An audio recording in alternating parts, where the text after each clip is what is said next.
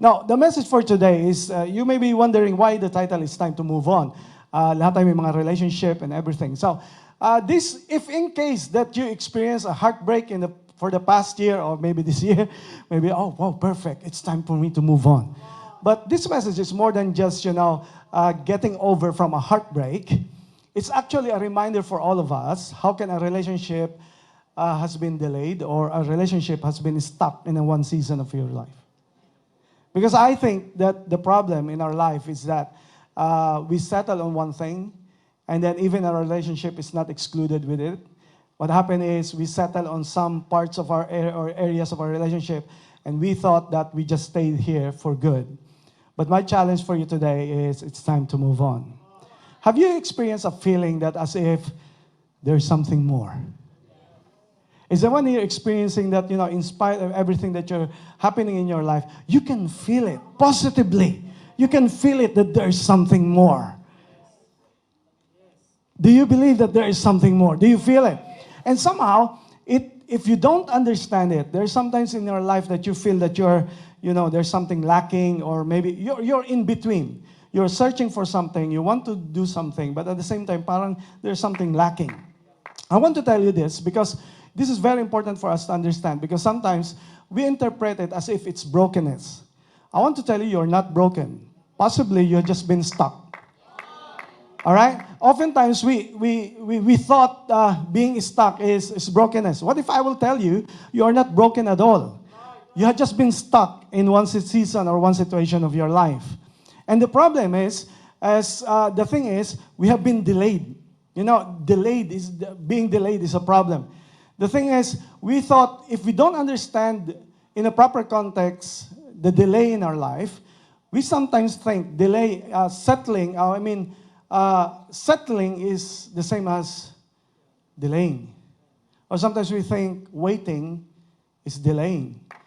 But we don't understand, sometimes pag hindi natin naunawaan ito, na pagpapabaliktad-baliktad natin. And God says to us this year, it's time for you to move. And I pray, in all aspects of our life, I challenge you that today, with the Word of God that is for us, that we will not delay when God says move. And we will not move when God says wait. Right? Why am I saying these things? Because in our relationship, or even in our career, in our life, oftentimes we are stuck in one season of our life. At doon na tayo nagsettle. Go to the background of the story that we are reading, that we have read. Si Abraham was promised by God. Actually, if you're gonna read the context, yung promise pala ni God kay Abraham na pumunta sa Canaan, sa Promised Land, was given actually to Terah. Who's Terah? Terah is a brand of the car. Okay. No. Terah is Terah is the father of Abraham. If you read it, if you understand it, Terah was the one, he decided to leave Ur of Chaldeans. Together with them is Abraham and Sarai, ang kanyang wife, at kasama si Lot. So they were together. Their destination is where? Canaan. Okay? Their destination is where? Canaan. But doon sa middle, they stopped on a place called Haran. Okay? Haran. Okay? Or you can pronounce it Haran or Haran. So they stopped. They set. The problem there is, sabi doon, and when they arrive in Haran, the problem is this: they dwelt there. They settled there. Ulitin ko ulit, anong destination nila? Canaan. Saan sila tumigil? Haran. Do you know how many years they dwelt there? They dwelt there for 60 years. They supposed to be in Canaan, but they dwelt in Haran for 60 years. And the problem is this: Terah died in Haran. And I think the message today is perfect kasi Tagalog, Haran. I pray na walang makaharang sa plano ng Diyos para sa buhay mo. Amen. I'm just wondering, sino kaya dito ang naharang ka sa isang situation ng buhay mo and you settle there? So that's why I'm gonna give you 7 lessons for you to understand how you're gonna move on in your life. Number 1 is this. You have to understand, number 1 is this. Don't make a permanent decision out of your temporary situation. Don't make a permanent decision out of your temporary situation. What is temporary? Hiran. Ang hiran is temporary lang. Ang permanent ay dapat nasa Canaan. The problem of our life, may you put it in your career life or relationship, the problem is we make temporary permanent and we make permanent temporary. So that is why God is saying to the Lord, God is saying to Abraham, you're gonna go to Canaan. You should not be there. Temporary lang ang hiran. You should not stay there. The problem in our life is this. In all aspects of our life, the problem is we stuck in one season of our life. We don't understand how we're gonna move along in the seasons of life. Maturity takes discernment of what season you're in your life. Amen? For example, may asawa ka na, hindi ka pa rin makapag-move on bilang isang single. Did you get that? Or maybe nagtatrabaho ka na, hindi ka pa rin makapag-move on bilang college student. Are you getting the point? Or maybe you're a high school student, di ka pa makapag-move on sa high school at di ka pa rin makapag-move on papunta sa college. You can put it in different ways. Even in relationship is this. Maraming relationship ang stale is because you don't understand the seasons of your life that you're in. Na-stuck ka na sa isang season. And even ang relationship, come on, here we go. I know all ears kayo pag relationship. Pag sa relationship, kaya hindi nagfa-flourish is because many people, many husband and wife, or many partners has been stuck in one season. Hindi na nakapag-move on. I want to guarantee you this. Ang pag-flourish ng mag-partner o mag-asawa is depending on how they relate, on how they act according to the seasons of their life. Pag hindi mo naunawaan ang seasons ng buhay mo, you will be disappointed and you're putting a wrong expectation to your spouse because you don't understand the season that you're in. Come on, somebody. Kailangan mo ba mag-lay down ng mga example? Do you want to? Do you want to? Because many people, for example, ibang season ng post-wedding and honeymoon stage, right? Ang iba hindi makapag-move on sa honeymoon stage and they're still demanding na dapat ganun pa rin hanggang ngayon. I want to tell you that something has changed. May mga bagay na nangyayari sa buhay natin, right? And the thing is, there are people, ang partner, hindi nila kaya mag-move on sa isang season, na-stuck sila sa isang season. At nagkakaroon sila ng wrong expectation. And that is why, pag nagka-baby, magsasabi ang lalaki, ay iba na siya, wala na siyang priority sa akin. Okay, amen. Tahimik, amen. What is it? And then, nagkaanak. Alright, so nagkaanak. And then, ang dinidemand mo pa rin ang bilang spouse, wala na siyang time sa akin, puro na lang anak. It's because you got to work it out. You got to move in that season that you're in. Are you following me now? Do I have to put more examples? Amen. Don't make a permanent decision in a temporary situation. Another example is this. Pag kayo nagkakaaway, when you are angry to each other, don't make a permanent decision. I'm sparing your relationship on this day. Amen? Because the instruction of God is not just for Valentine's Day. You need a practical word from God that you will benefit in your relationship. Many relationships ay nag-fall at nag-falter at hindi na nag-grow is because sa mga panahon na sila'y galit, doon sila nagdidesisyon. Can I make you a point now? What you're gonna do if you're angry, don't make a permanent decision. I-remind mo yung katabi mo. Come on. Why? Because here's the thing. When you make a permanent decision when you're angry, for sure it's wrong. For sure you're gonna regret it. Pagsisihan mo ang isang desisyon na ginawa mo dahil galit ka lamang. Yung nag-away kayo, tapos na ang lahat. Nagsisi ka kasi kinabukasan, Valentine's Day. Ikaw tuloy nawalan. Sana pinuspon ko na lang after. Di may regalo pa sana ako. But what I'm saying is that, don't make a permanent decision out of a temporary situation. The thing is, I don't know who I'm talking to, but maybe you are in a season of pain until now you cannot move on from that season. Maybe God has already given you a new season of your life and still dala-dala mo pa rin yung mga seasons na hindi ka pa makapag-move on. I want to encourage you today, it's time for you to move on. It's time for you to move on. Maybe somebody is in a season of, there are even people that, have been through a season of struggle. Alright? Sino rito nakaranas? Ako lang? Amen. Seasons of struggle.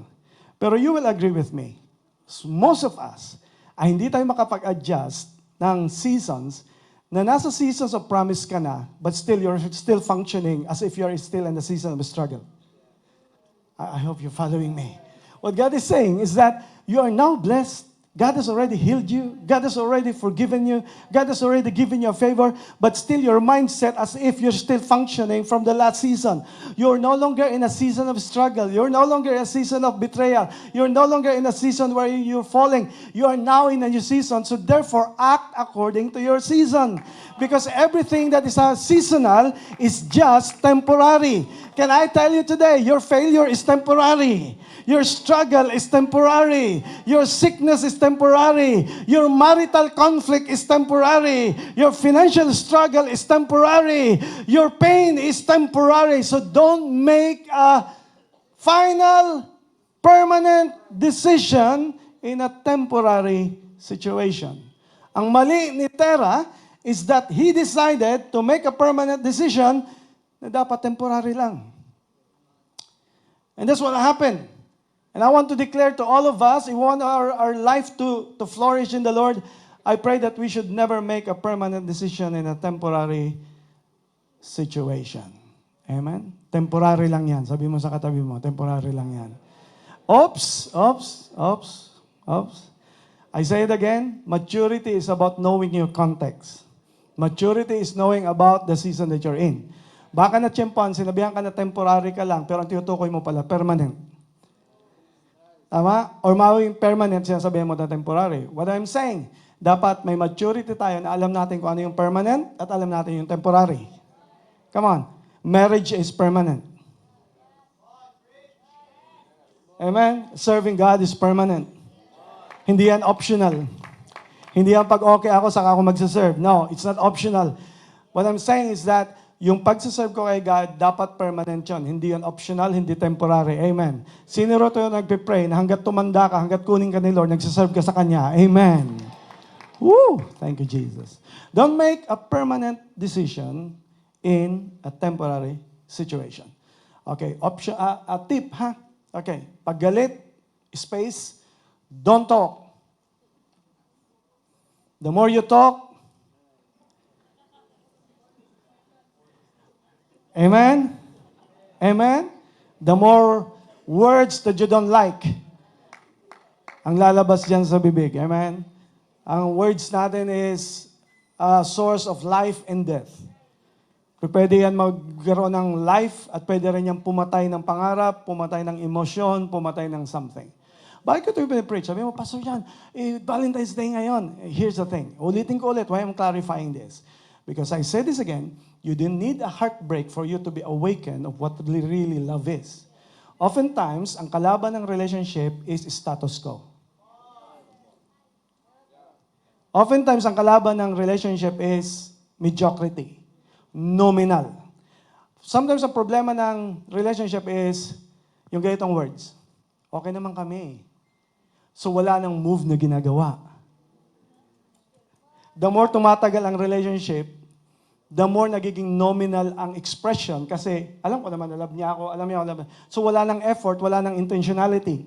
Saan nagsisimula ang pag-fail ng relationship? Hindi sa third party, hindi sa nagkamali ka or this. Nagsisimula yan sa wala na kayong paki sa isa't isa. Am I talking to someone here? Amen!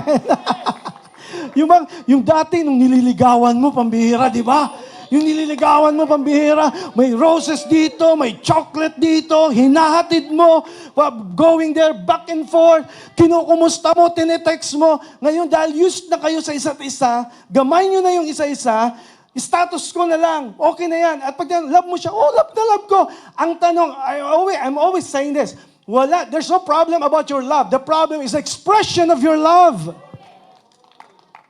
Wala nang expression. Kung na lang what do you call this? And can I tell you this? At huwag niyo sasabihin na, hindi, para lang sa mga bata yan. Who told you? Tell it to Abraham and Sarai. Ilang taon kaya, Wilson, si Abraham nung... Ba't ba kita kong tinatanong ano? Senior na, pero alam niyo, basahin niyo maigi ang Bible, doon sa sabay bandang unahan, na pagkamalan na si Sarai ay, kasi sabi niya, pambihira, ang ganda ng kasama mo. Isipin mo pati mga hari na attract kay Sarai at that time siya ata is 70 years old. That's amazing. I want to credit Sarai for doing that. Kasi even at old age, she looked beautiful, she looked amazing. Sabi, saan ito papunta pas? What I'm saying is, habang tumatagal ang relationship, you don't settle for status quo. What I'm saying is, if you men pursue her, until now, you keep on pursuing her. Because the secret of a woman that is love, ay talagang hanggang ngayon, pinupursu pa rin siya. At ang design ng Diyos sa lalaki is to keep pursuing the woman that you love.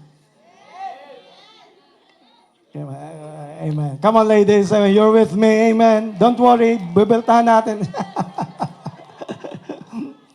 And that's the thing. Because, so don't make a permanent decision. Kasi akala mo, temporary, ay ganito na status ko nun. I want to declare today, that's why I'm preaching this, it's time for you to move on. Because I believe relationship should not be stuck in one situation. I believe na lahat dito na mag-partner, lahat dito mag-asawa, the more kayo magiging sweeter more than ever. Come on, somebody, amen. Hindi porket naging Christian ka, ay killjoy ka na sa lahat. Hindi porket kung kailan ka naging Christian. No, I believe ang Christian, ang pinaka-sweetest, pinaka-malambing, pinaka-caring, pinaka-thoughtful. Come on, somebody, amen. Tama, Gino, amen? Amen. May isa akong chinky diyan na. Amen.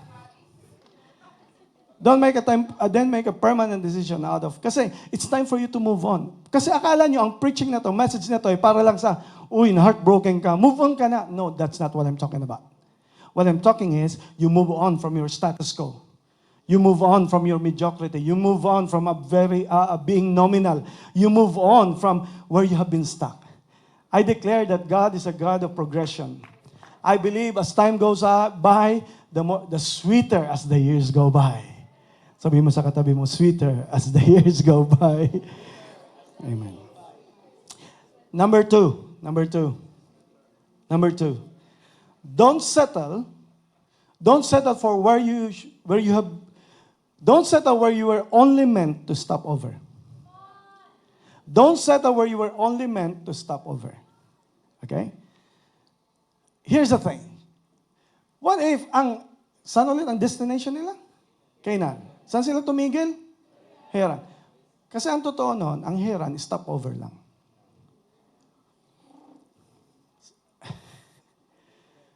For example, papunta ako ng Baguio. I'm planning there to surprise my wife. I'm planning there to do something special for her. And then I decided to stop over in Tarlac. And sabihin ko, okay na dito. Pwede na to. I just wonder, how many relationships ngayon nag-stuck? Kasi nagsabi ka, okay na to. Pwede na to. Maunawaan na niya to. I don't think so.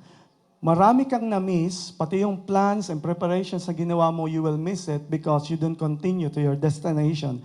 You settle where you are stopping over right now. Is someone following me now? Where you were meant only to stop over, you don't have to stay there. Anong purpose ng stop over? Yeah, you get it. Anong purpose? Ba't nagpapahinga di ba, pag mabiyahe kayo pa north, nakikita nyo yung, alright? Sabi ni Ma'am Elsis, rest. Ano pa? Refuel. Alright, of course, gagasun. Number 3 is CCR, o release. Tatlong R yun, okay? Rest, refuel, release. Are you getting it now? Dito nagkayo na, di ko alam anong klaseng release yun, okay? But what I'm saying is, kaya ka nag-stop over kasi kailangan mag-rest ka doon, kailangan mag-refuel ka doon, kailangan mag-release ka doon. Alright? But what I'm saying is this, how many of us have been stuck? It's because kung saan ka lang dapat mag-stop over para magpahinga, doon ka na nag-stay. Or dapat doon ka lang mag-refuel, doon ka na nag-stay. Or dapat doon ka lang sana nag-release, doon ka na nag-stay. I'm just wondering that today, kung saan yung stopover sa buhay mo at doon ka na nag-settle, and I want to declare to you today, it's time for you to move on. I pray that relationship-wise, career-wise, life, it's time for you to move on. Don't stay where you are meant to just have a stopover. Right? The problem is this. Resting is allowed. Taking a pause is allowed. Settling too early is not allowed. Ang problem ng family nila, si Terah, si Abraham, is that the problem is that they settled so early. I want to declare to you today, it's not for you to settle early where God says there is more that you can receive there. The problem is that this is the thing that we need to realize. Marami tayong nami-miss na plano ni God na mas greater pa kasi nag-settle tayo na okay na ito. I want to tell you this, may marami pang gagawin si Lord sa buhay mo in Jesus' name. Amen? So don't settle where you were meant only to stop over. Number 3 is this. Number 3, don't settle for half of your dreams. Alam niyo kung anong tunay na meaning ng Haran? Ang tunay na meaning ng Haran means halfway house. That's the real meaning of Haran, halfway house. God did not design you to settle halfway of God's dream for you. I want to declare to you today that hindi plinano ni God na kalahati lang ay okay ka na. I want to declare till our life ends, I pray na ma-fulfill ni God, ma-fulfill mo yung plano ni God para sa buhay mo. I want to declare to you today, there is more that God has for you. Please don't settle halfway because halfway obedience is still disobedience. Yung kalahati lang, dito lang. Lahat hinahati mo na lang. I want to declare to you today, don't settle for half of your dreams. May pwede pang gawin si Lord greater than you've ever known. And I want to declare to you today that you can make a decision today that it's time for you to move on. Is there somebody here deciding today that I will not settle halfway of my dreams? I'm gonna move on. Don't settle for halfway of your dreams. Number 4. Maganda itong number 4 kasi ito mismo ang sabihin. Don't delay. Don't delay from following God. Trivia. Alam niyo kung anong meaning ng pangalan ni Terah? Ang meaning ng pangalan niya is, sa negative, as a positive, waiting. Sa negative, delay. So mamimili ka kung anong gusto mo, positive or negative. Ang pinili niya yung negative. Nagkatotoo kung anong pangalan niya. Na-delay yung plano ng Diyos sa buhay niya. Sa lugar na ang tawag ay Haran.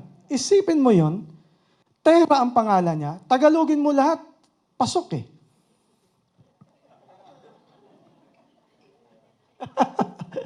Yung iba magaling mag-isip. Amen. Yung iba, pakigising lang sa kanila. They don't get what I'm saying. But you know, naharang siya. Ang pangalan niya ay delay at doon pa siya nandoon sa lugar na, at ang matindi nito, doon pa siya namatay. Ito, here's the problem that you need to understand. Delayed obedience is still disobedience. Yeah? Delayed obedience is still disobedience. Pag pinatagal mo yung pinapagawa ng Diyos sa'yo, disobedience pa rin yun. Pero kung ikaw sumunod kay God, timing ay tama, yun ang tunay na obedience. Kasi kahit anong gawin mo, Lord, susunod ako sa iyo, katulad ni Terah. Kinabukasan pala, mamamatay na siya. How will you obey God? We forget an element. I'm always saying this to you. Ang pinaka-element na huwag nating kakalimutan is time. Time. Ang time lang ang hindi mo pwede ibalik. Once na pumatak ka na ng edad, di mo na yung pwede ibalik. It will always be moving forward whether you like it or not. Time will not wait for you. Time will always move on. So therefore, why God is saying to us, it's time for you to follow me. It's time for you not to waste it because time is ticking. At hindi sayang yung pagkakataon na ibibigay ng Diyos sa iyo dahil nag-delay ka ng dapat mo na gawin. I'm just praying that today, I declare to everybody right now, delay no more. Amen? Delay no more. Nakikita nyo yung truck, may nakalagay? Don't delay. Why? Ano nakalagay? Perishable what? Goods. Same. Perishable time. Perishable potential. Perishable All these things, lahat yan ay mawawala if you don't make a decision now. That is why I want to thank God for you. If you make a decision today that I will no longer delay in serving God, I'm gonna serve Him right now. Are there young people here thankful that you're serving God right now at an early age? Is there someone here that's thankful to God that only this day, to this day, you are saying, I want to serve God in my life. I don't want to delay anymore. There's a cost of delay. May cost palagi. Pag na-late ka, there's a cost that entails with it. Nasayang yung potential, nasayang yung opportunity, nasayang yung mga preparation. You're wasting a lot of things when you are delaying things. Actually, delay is very dangerous. Don't delay in following God. Because the thing is, if you keep on delaying, here's the thing. Paano kung just imagine, na-delay sila ng 60 years. Let's imagine si Abraham sa si Sarai, dapat at that time meron na silang anak kung naniwala lang sila kay Lord. But the thing is, na-postpone yung times of 60 years, and you will imagine what life could that be. What can you think of 60 years of wasted life? Naghihintay ka lang sa wala. And then buti na lang, meron ka something in your heart that you feel, that you know there is something more. I believe on those days, hindi sila pinapatigil ni Lord si Abraham, si Sarai. They feel that even though they have everything else in Haran, God is telling them, you feel something in you, there is something more. May pinapagawa pa si God sa iyo. May bibigay pa si God sa iyo. Praise God that our God makes us not to settle where we are so comfortable. Na nandun tayo, sabi, okay na to. No, may papagawa pa si God sa'yo. May gagawin pa si God sa family mo. May gagawin pa si God sa marriage mo. May gagawin pa si God sa life mo. May gagawin pa siya. And those na nararamdaman mo sa sarili mo, you are saying, Lord, thank you for this because I know may binibigay ka pa sa akin that I have never experienced in my life. Don't delay in following God. Number 4. Ito matindi to. Number 4, number 5. Praise God for this too. Don't allow someone to delay God's plan for you. Dito na papasok yung relationship. Oh, listen to me. Kung minsan, di ko alam kung applicable to sa inyo. Kung minsan, hindi naman talaga nakakahadlang yung opposition of the enemy. Ang nakakahadlang ay yung delay ng mga loved ones natin.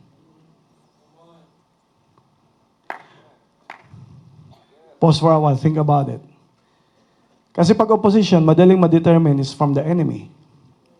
But from those people we love, doon tayo nahadlangan many times. Bakit? Love kasi natin eh. Bakit na-delay si Abraham sa Haran? I believe it's because he honors his dad. Tama? He honors his dad. Siyempre, sabi ng papa ko, stay kami rito. Dito na kami. Bakit obvious? Kasi nagdesisyon lang si Abraham nung namatay si... I'm just wondering today, who's hostage-ing God's plan for your life? Sino ba yung nagiging hadlang na mapurso mo yung plano ng Diyos sa'yo? Now, I'm not telling you to rebel or to cancel your relationship. What I'm saying is, you need to have a discernment about your relationship if that relationship is making you closer to God or it's making you closer to God's destiny for you. If that relationship is canceling God's plan for you or delaying God's plan for you, then that relationship, you got to make a discernment and you take a stand no matter what and you're gonna say, it's time for me to move on. I cannot settle here. Kailangan kong gonna pause in this situation because perfectly, nandirito tayo ngayon sa relationship week natin and everybody is keen of listening instructions about relationship. Most of the time, ang nagiging hadlang pag hindi tayo naging maingat are those people we love. Advice kay Tera. Kung ano kasing... Advice kay Tera. Here's the point. Just because ino-honor ka, hindi mo kailangan kontrolin lahat ng buhay nila. Is someone listening? Because allowing control over your life is not kindness. It's cruelty to yourself. You have a dream, may pangarap ka sa buhay mo, but lalo tayong mga Pilipino, nilalagay natin, ay hindi, dapat makisama ako, dapat ganito ang gagawin ko. And you don't realize it, ang dami ng taon na didelay ang pangako ni God para sa'yo is because ina-accommodate mo yung emotion ng ibang tao. Can I tell you to you, Tera, kung ikaw yung person na gusto mo i-control yung mga loved ones mo na dapat ikaw ang nasusunod, I pray that you're gonna let go, you're gonna be willing to give them freedom to make a decision for themselves. I don't know who I'm talking to right now, but to us as parents, this is a warning to us. Dapat alam natin kung hanggang saan lang tayo na hindi tayo maging hadlang sa plano ng Diyos para sa mga anak natin. Come on, somebody. I pray that we love but we don't control. I pray that we care but we don't demand that everything is about us. I pray na habang lumalaki yung mga anak natin, bigyan natin sila ng freedom to make a decision on their own. I know the fact na kailangan i-discipline ang bata on the right age. But dapat aware din tayo bilang mga parents na dapat may space din ako for him to make a decision. Or else he will not learn from his own mistakes. Or else, nagre-raise tayo ng generations ng mga weak na hindi kaya makapag-decide on their own because gusto ng mga parents, tayo lahat ang nasusunod at nahisira na yung plano ng Diyos para sa kanila. I want to declare today na mawala sa atin yung Tera syndrome para hindi tayo mag-stay sa Haran. Is somebody following what I'm saying? Ang tunay na love knows how to release. Sabi nga ng song na kinakanta namin ni artist, please release me. Let me go. Hindi ko sabihin nun sa relationship bilang husband and wife. Ang gusto sabihin nun, release you from control. Release you from demanded expectation na gusto ko ganito ang mangyari. I want to declare sa mga parents, if you want to raise children, if you want to raise a good marriage, it should be on your control. Amen. It's time for you to move on. Minsan naisip ko rin, ano kaya ang role ng asawa ni Tera? Tahimik eh.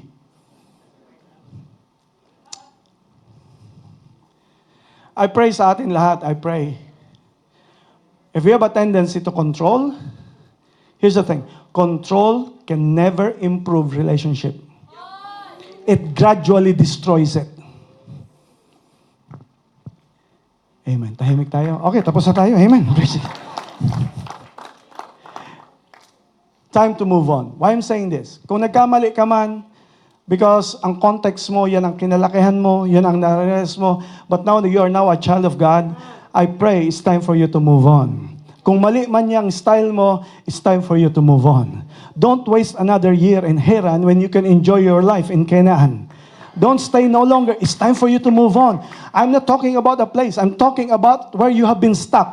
Your relationship has been stuck. I want to declare today in every relationship that you have that it will flourish more and more. Is there husband and wife there praying together that your relationship will become sweeter and sweeter as the years go by. Amen? Till death do us part. Amen? Till death. Hindi till death. Okay. Yung iba hindi magets. Okay. So don't delay in following God. Don't allow someone to delay God's plan for your life. Now let me talk to Abraham. Point of view niya. Siyempre, ino-honor niya si Tera, so nag-allow na lang siya na magdesisyon. Here's the thing. Pwedeng i-blame mo si Tera, pero 60 years? Oftentimes, we are pointing the blame to our parents. But the moment you make a decision for many long years, there is no longer their mistake. It's already your mistake. Because God has given you power to make a decision, especially you're growing up. 60 years old ka na, di ka pa marunong mag-decision for your life? Come on, somebody. Come on. If that's why when you are growing up, part of your maturity is you're able to make a decision for yourself. Hindi palaging, ano kayo sabi ni Papa? Ano kayo sabi ni Mama? Ano kayo sabi ng ganito? You gonna ask God what's God's decision and leading for your life. I want to declare today that it's time for us, the couple, to move on from being stuck in one situation, for being stuck in mediocrity, stuck in being nominal. I want to declare today, as God's love is blessing us, that the Lord will move you out from your Haran and you move to your Canaan. What I'm saying, delay no more. No more of staying for good in that place where you have been stuck. Don't allow someone to delay God's plan for your life. Positive ba yun? Kung tutusin. I just wonder, sino kaya sa buhay mo ang nagde-delay ng plano ng Diyos sa buhay mo? Di ko alam kung anong conversation ng magtatay. I don't know. Pwede ka mag-create ng scenario doon, but I don't want to assume. Pero ilang kaya dito sa atin ang na-stuck ka na kasi you allow a person that you're bitter, person that you hate, person that you cannot let go, wala na kayo, pero yung influence niya, nasa sayo pa rin. Hindi ka pa rin makapag-move on. That's why I do understand the fact, the reason why he cannot go to Canaan is because ang memory, ang behavior, and everything ay nandoon na naka-stuck siya sa Haran. How do I know this? Kasi nung babasahin mo forward ang story ni Abraham, may mga ginawa siyang mali. Marunong siya magsinungaling. Marunong siya mag-show na mali na sinabi niya, kapatid lang daw niya si Sarai, and all those things. Saan niya nakuha yon? Nakuha niya sa Haran. Because ang behavior natututo pa nag-stuck ka sa isang lugar. Pa nag-stay ka sa isang situation na hindi ka na nag-grow, all of the negative things there, you will absorb it and you will carry it for the rest of your life. I want to declare to you today, you are not your mistake. You are not your generational ancestry na mali ng parents mo at mali ng mga ninuno mo or whoever. Hindi ka because of your failure. You are now a child of God and God is telling you, hey, it's time for you to move on. Wake up! It's time for you to move on. God did not design you to be stuck in a certain situation. So therefore, let go of bitterness. Let go of unforgiveness. Let go of hate. Let go of all these shortcomings in your life. It's time for you to move on. Don't allow someone. Akala ko ba inis ka sa kanya? O bakit hinahayaan mo, i-delay ka niya? Either you're making him a favor or a person that favor. Tama? At ang gusto ng kaaway, huwag matuloy ang plano ng Diyos para sa iyo. Praise God, nagpatuloy ka. Praise God. Praise God, ilang beses ka bumagsak. But you made it. Point is, you can let go of your past. You don't allow someone. Here's the thing. Ang pinakapangit kasi sa mistake, pag ang mistake is a thing, it's an event. Pero pag ang mistake may kasamang tao, that's different. Hindi ka makapag-move on kasi related doon sa tao. Kaya pag may trigger point, may nakita kang post, may nakita kang music, may nakita kang something, may memories, Valentine's na naman. Lahat ng context mo is about that person. Pati yung treatment mo sa present relationship mo ngayon in the context ng nakaraan. Kaya hindi nag-move on kasi totoo, you're still a subject, a victim of your past. Your present relationship don't deserve that. Hindi niya deserving. Binigyan ka na ng bago, ibigay mo ka sa kanya lahat ng bago. And can I advise, itodo mo na. Come on. Don't delay. Don't delay, don't allow someone. I just wonder today, maraming plano si God para sa iyo. But what God is saying, it's time for you to move on. Nakapag-decide lang sa Abraham nung namatay na si Terah. Kasi yun lang natira. Yung iba hindi pa rin makagets. Ang natira na sa kanya, yung sarili niyang desisyon. Hinintay pa niya mamatay, saka lang siya nag-decide to move on. Ano kayang bagay sa buhay mo ang kailangan mamatay muna bago ka makapag-make ng decision para sa Diyos? Hayaan mo ba there's something to die? If not something to die in your life before you make a decision? Or you make a decision now? So that kasama mo, so that when you go to Canaan land, kasama mo ang lahat na dapat mong kasama. Amen? So don't allow someone. I would just want to pray here today. 2026 is a time for you to move on. I declare someone here will finally let go of your past. Somebody here will gonna let go of your last season. Somebody here gonna let go of your last mistake. Somebody here will gonna let go of your last stage of your life, and you move on to what God has given you. Sabi mo, Pastor John, hindi ko alam. Yun nga ang forte ni God. Ang forte ni God is faith. You don't have to see it so that you can enjoy it. The thing is, may pinapaniwalaan ka ngayon. I don't know who I'm talking to, but I'm praying that you have that faith that you are seeing something greater in your life. There's something coming that is greater. So therefore, I'm gonna move on now. Hindi ko na dapat to dadalhin pa sa next layer ng buhay ko in Jesus' name. Number 6. Alam niyo kung anong meaning ng Heran? Ano ba kasi ang meron sa Heran? Kasi bakit kaya 60 years? Okay lang kung 1 month. Pero doon ka na tumira, anong meron? Sa Heran, nakakaharang, pero ano kaya doon? Alam niyo ba anong meron sa Heran? In our modern times, yan ang Las Vegas ng... It's in the middle of the desert, stopover lang, doon dumadaong ang mga tao, doon nag-stop over, so lahat ng mga pleasures nandoon. Lahat ng mga bars nandoon, lahat ng mga wines nandoon, lahat ng liquors nandoon, lahat ng mga kasalanan nandoon. So that's why doon nagsettle si Tera at damay ang kanyang buong pamilya. I just want to encourage you today. That's why delay is dangerous because it will affect your family. Delaying starts being personal until it becomes generational. Yung pagpapatagal mo, damay niyan ang mga anak mo, damay niyan ang next generation. That's why the more mo dinedelay, the more nagkakaroon ng hold ang kaaway sa'yo. But I want to declare the power of God over your life. You gonna make a decision now na ngayong 2026, may gagawin ka na for His honor and His glory, and I will delay it no more. Amen? So yung Haran is actually a dry place. So number 6 is this, don't stay in a dry place. Why you gonna stay in a dry place when you can go to Canaan? I hope you're getting now. Sundan natin ang point of view ni Tera kasi. Madali kasing kunin na yung anong meron ngayon kaysa sa isang bagay na hindi ka pa sigurado. Tama no? Number 1, hindi naman sinabi ni Lord kung saan. Number 2, hindi naman sinabi ni Lord kung anong itsura ng Canaan. Siyempre, tayo, gusto natin palagi magpasiguro. Kaso kung minsan ang pasiguro, hindi sigurado. Lalo wala ang Panginoon. So nagsettle siya kasi okay na dito. I'm praying that today, yung word na yan na okay na ito, ay mawala sa vocabulary mo. Nasasabihin mo, kami bilang mag-asawa, marami pa kaming i-cherish sa buhay namin. Amen?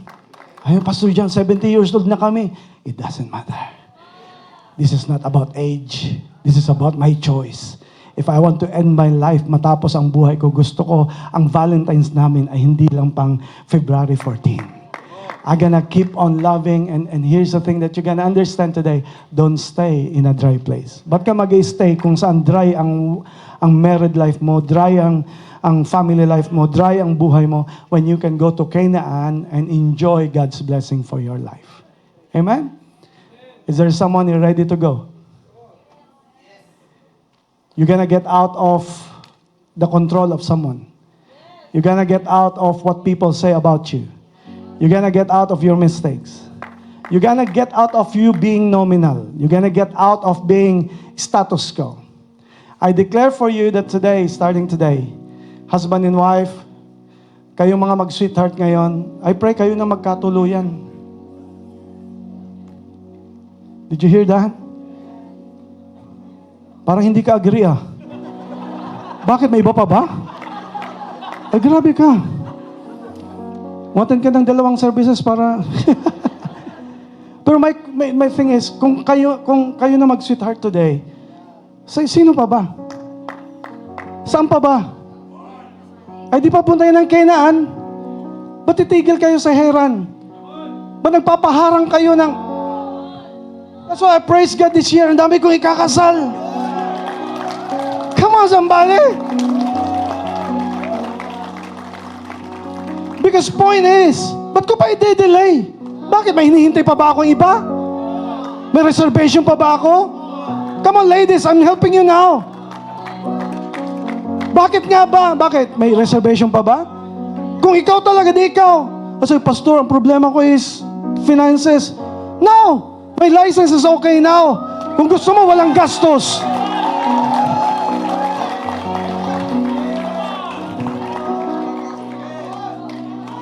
Clarence is a witness of that. Clarence, sabi niya, Pas, wala akong ganito. But pasalamat kay pastor niyo, photographer din. Kinasal ko si Clarence sa Kasileya. Ang ginastos ng ata ni Clarence is almost 2,000 dinner lang. Nauna na ako sa space, photographer, pastor at the same time.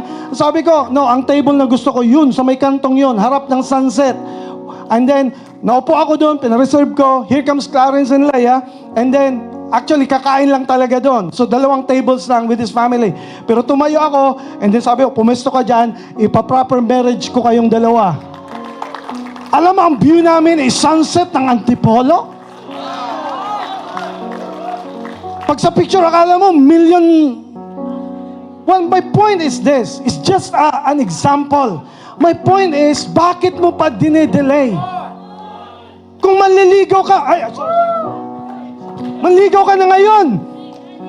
Don't delay. No, just kidding.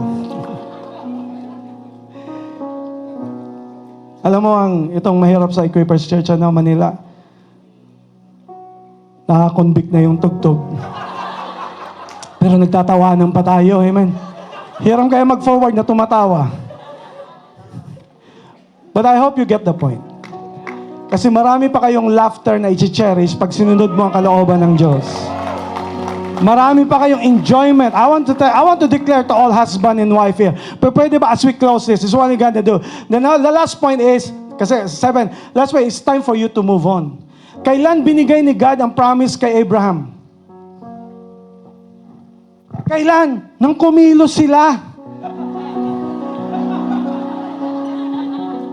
Exactly. Nung nag-decide na si Abraham, sabi ni Abraham, enough of this. My dad has already died. It's time for me to move on. Doon lang nagsalita si God. And oftentimes we question God, God, why you are absent? Lord, why you are silent? Why you are not speaking? Hear me out. The problem is not God is not speaking. The problem is you're not moving. Because, listen, God will not release the promise when you are staying. God will release the promise when you move. Pag kumilos ka, doon ka sasabayan ni God ang promise. Pero hanggang ngayon, naghihintay ka pa rin, walang promise na darating sa'yo. Pero pag when you keep on moving one step at a time, God will release the promise to you. I just wonder today, is there anyone here gonna be released from all these things as bondage for you in the past? And it's time for you to, God has given you a new life, new beginning, a Canaan land, a promised land, where you're gonna enjoy life. Praise God that you are here, but it's time for you to move on. I'm just wondering, sino rito ang product ng past, ng heartache, ng heartbreak, and everything? It's time for you to move on. May mga status ko sa relationship. I want to speak to husband and wife. Come on, there's more that you can do. There's more that you can be. That's why as we close this, I want to pray for all the husband and wife there. Pwede bang tumayo kayo? Kung hindi nyo, pwede ba malapit ka sa, puntahan mo yung asawa mo kung malayo kayo, nagsiserve kayo or what. I just want to pray for you, okay? Sabi niya, di mo alam kung saan.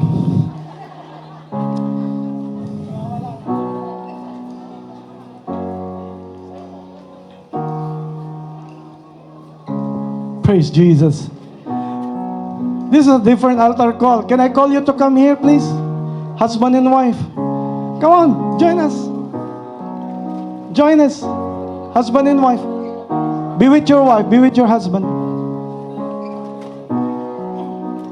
Holding hands. Thank you, Jesus. Thank you, Lord.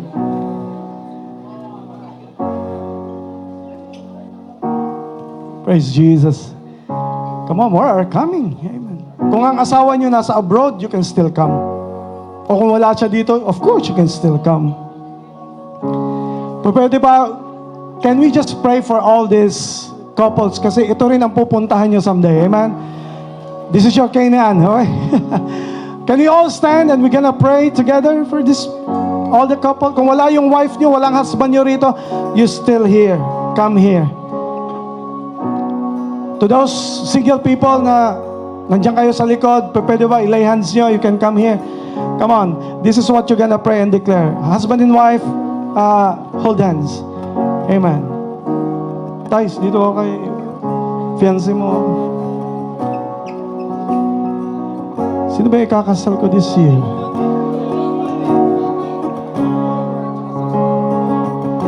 Yeah. Pati yung ikakasal ko this year. You come. Amen. Yung isa single pa lang, nandito na sa harap eh. Lord, big faith. Nagpe-pray na siya, nandito na siya sa harap. Sabi niya, pag nag-pray daw siya, tinuturo na niya, Lord siya. Siguraduhin mo lang na siya ikaw rin. Baka sabihin niya, Lord, wag naman po. But this is my prayer for you. Lift your husbands, father, lift your hands because you are the father of the house. You are the leader of the house. Wife, hold your husband. Hold your husband. Okay, more than that, this is what I'm gonna do. How about wife, hug your husband. There you go. My wife. Thank you, Jesus.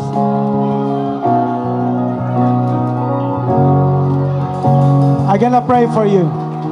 Because what's the point of wealth and you have no someone with you for the rest of your life? Walang perfect, pero ang pinakamahalaga, everybody can progress. Okay? Walang perfect, pero everybody can change. Father, lift your hands. We're gonna claim the Canaan into our life, into our family. Lift your hand. Father, what you have promised to Abraham is real to us. The reason why you talk to Abraham is because we are the father of the house. We are the leader of the house. You have given the promise particularly to Abraham. Lord, today Abrahamic blessing is flowing to all the fathers who are here. Abrahamic blessing is flowing to all the husbands who are here. Lord, I declare in the name of Jesus, whatever thing that is restricting them or anything that's putting them down, Lord, all the years of sacrifices, all the years of love and raising the family, I want to declare to all Abrahamic blessing here that in the name of Jesus, it will flow back to you. That no more delay, that you're gonna use the rest of your time serving the Lord with your family. There's no perfection, but I pray progress. I pray mga loved ones namin na hindi pa saved. I pray right now in the power of God that is in us. I pray that our family will soon be saved and together we're gonna come to church. But even though we are waiting, Lord, I pray wala makaka-delay sa pagsunod namin sa inyo. Lord, itong buhay namin, Lord, I'm gonna use this for your honor and glory. Lord, I pray for every spouse here, every partner. I pray for faithfulness. I pray for forgiveness, Lord. I pray, Lord, for things, Lord, that will happen in their lives, Lord, according to your will and according to your plan. Lord, all of us are moving to Canaan. All of us are moving to the promised land. We claim it in Jesus' name as a father and as a husband. All wives, lift your hands. Ibaba niyo yung kamay, mga fathers. Mga wife naman, in Jesus' name. In Jesus' name. Amen. Lift your hands, wives.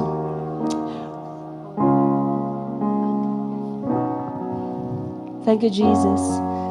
As I represent all the wives here in the house, Father God in heaven, Lord, I pray for us as a mom, as a wife, oh God. Father God in heaven, just like Sarah, in her old age, even at her old age, I declare at this point, at this season of your life, to every wife right here, right now, that there's something beautiful that's gonna come forth, that's gonna be birthed right now in your relationship bilang mag-asawa, husband and wife. I just declare that at this point of time, at this season of your life, of your relationship as husband and wife, I declare something beautiful is gonna be birthed, that something beautiful is gonna come forth, and I declare something beautiful with regards to your relationship bilang husband and wife. I declare that it's gonna blossom like you've never felt before in Jesus' name. And this time, I declare, right now, I declare in your relationship right now, I declare that God will restore the sacred vow that you have with your husband. I declare that your relationship will become holy. I declare that relationship will all the more blossom in Jesus' name and flourish all the more. And I declare that you will see your husband in a different light, in a different point of view, in a different perspective, and that is with the light in the love of Jesus Christ. And I declare life, I declare love, I declare happiness, I declare longevity in your relationship, and I declare all the more that you're going to be sweeter, all the more that you're going to be loving, all the more that you're going to be for your husband. I declare happiness in your relationship in Jesus' name. Amen. Thank you, Jesus. Lahat ng mga may relationship, boyfriend, girlfriend, join kayo, come. Join us. Kahit hindi dito sa harap, kahit sa likod. Kung mag-sweetheart kayo or what, come on. Go, come. Bakit hindi ba kayo? Kung hindi ko kayo pinipilit. After this, may counseling tayo. Nandito kami lahat. So, if there's something to work out, but come on, don't be shy of your relationship. May one thing akong pinagpipray this year, starting this year. We want to equip your relationship in Jesus' name. So lahat ng mga mag-sweetheart, lift your hands. Boyfriend, girlfriend, yeah. I pray siya na talaga. Amen. I want to pray for you. Father, I pray for the anointing of sacredness into these young couples and young partners, Lord.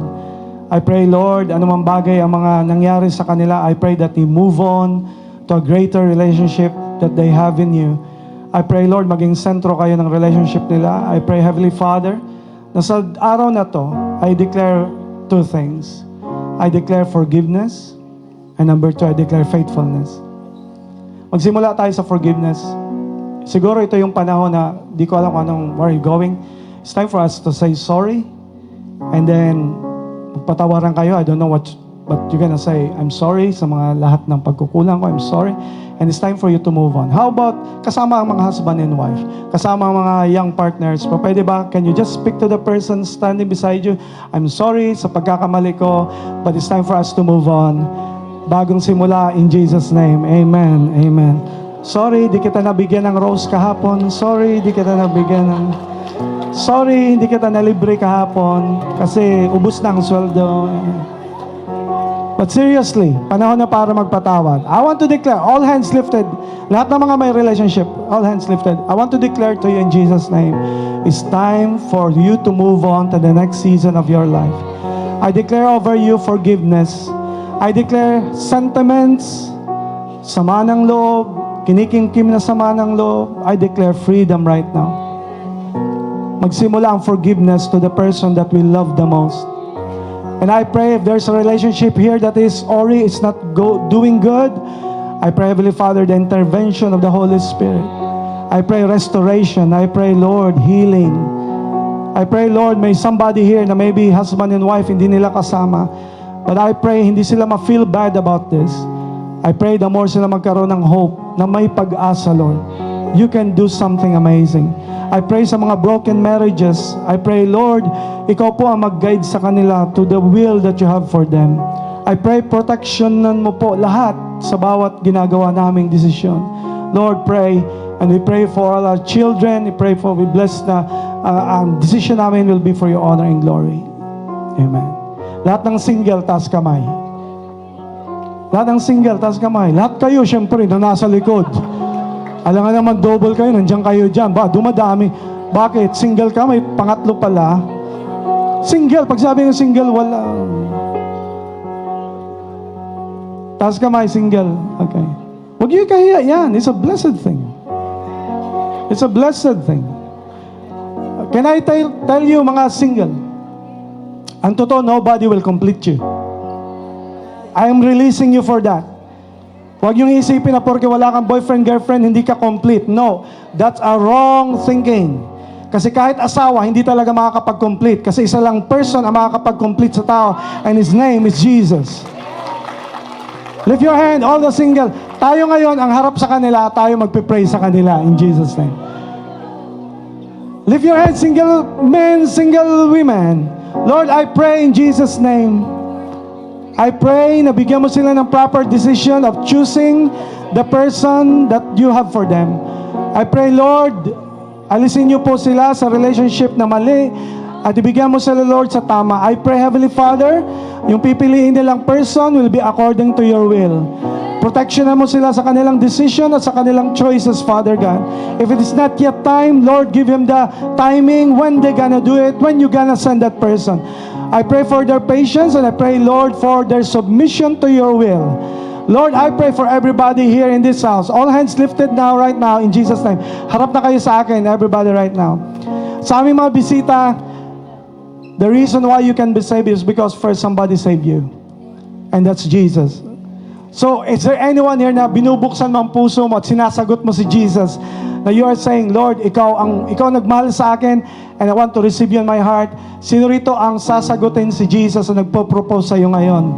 Meron ba? There's hand there. May mga bisita tayo na nagtatsa. Pwede ba yung mga bisita na natin na dahil tumanggap kay Kristo, tanggapin yung love niya? Pwede, can you come? Can you get out of your seat? We're gonna pray for you. We're gonna pray for you. As we're gonna sing the song. Here we go. Never-ending, reckless love of God. Oh, it chases me down, fights till I'm found, leaves the 99. Oh, I couldn't earn it, and I don't deserve it. Still, you give yourself away. It's all the overwhelming, never-ending, reckless love of God. To all our VIPs, if you wanna come here, we're gonna wait for you.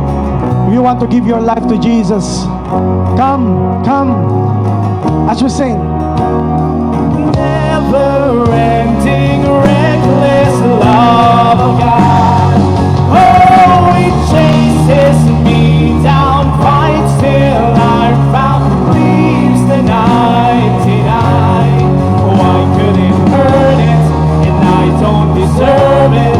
Still, you give yourself away. It's all the overwhelming, never-ending. All eyes closed. I'm gonna lead you in prayer of accepting Christ. Lift your hands. You follow me in this prayer. Here's the prayer. Even you're there, you can follow this prayer of accepting the love of Jesus. Here's the prayer. Lord Jesus, maraming salamat po na minahal mo ako kahit ako'y makasalanan. Maraming salamat sa iyong pag-ibig na namatay ka para sa akin. Sa araw na to, tinatanggap ko ang dakila mong pag-ibig. Tinatanggap ko ang iyong kapatawaran. Tinatanggap kita sa aking puso bilang aking Panginoon at tagapagligtas. Maraming salamat sa pangalan ni Jesus. Amen. Amen.